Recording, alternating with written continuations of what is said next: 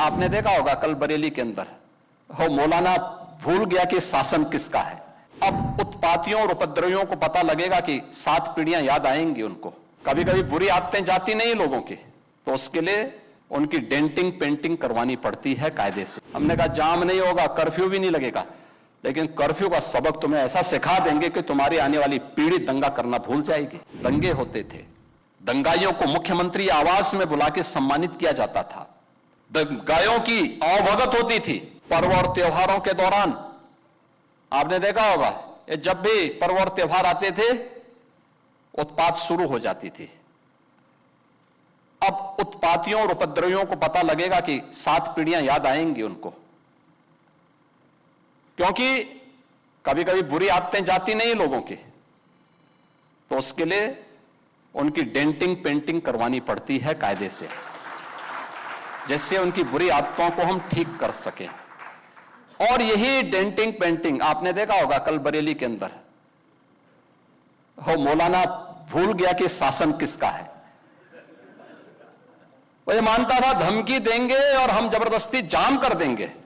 हमने कहा जाम नहीं होगा, कर्फ्यू भी नहीं लगेगा, लेकिन कर्फ्यू का सबक तुम्हें ऐसा सिखा देंगे कि तुम्हारी आने वाली पीढ़ी दंगा करना भूल जाएगी। क्या तरीका है जी? आप सिस्टम को ब्लॉक करना चाहते हैं। और यह प्रवृत्ति थी यूपी के अंदर, 17 के पहले यही होता था।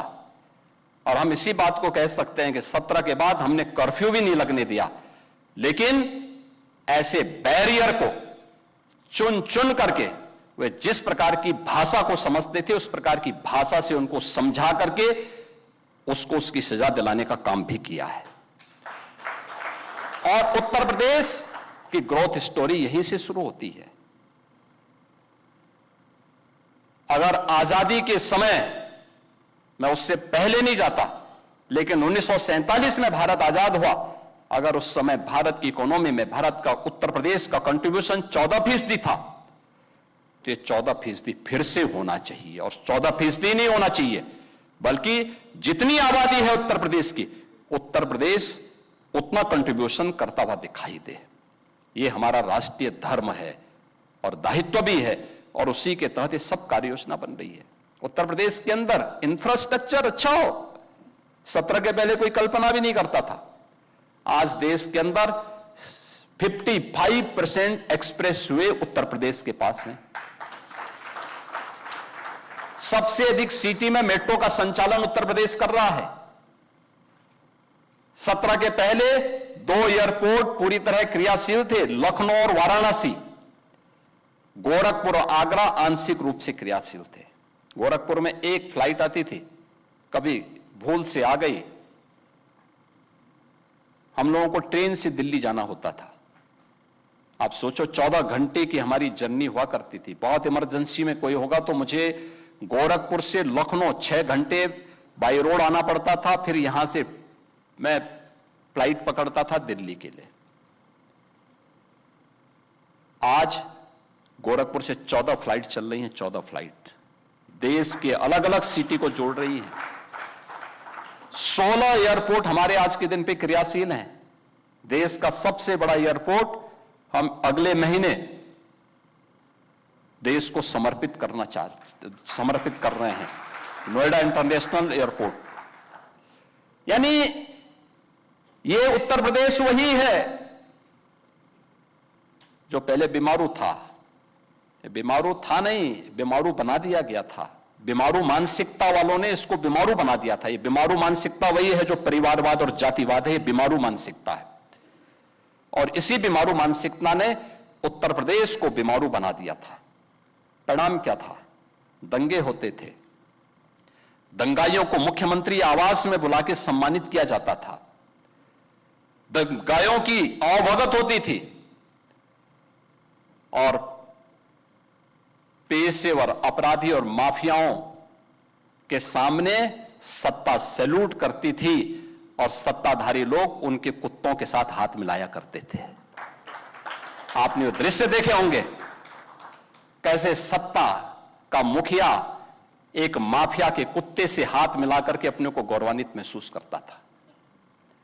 ये स्थिति थी। आप अनुमान करते हैं उत्तर प्रदेश के लोगों को इन्होंने सुरक्षित किया था? ये सुरक्षित करते?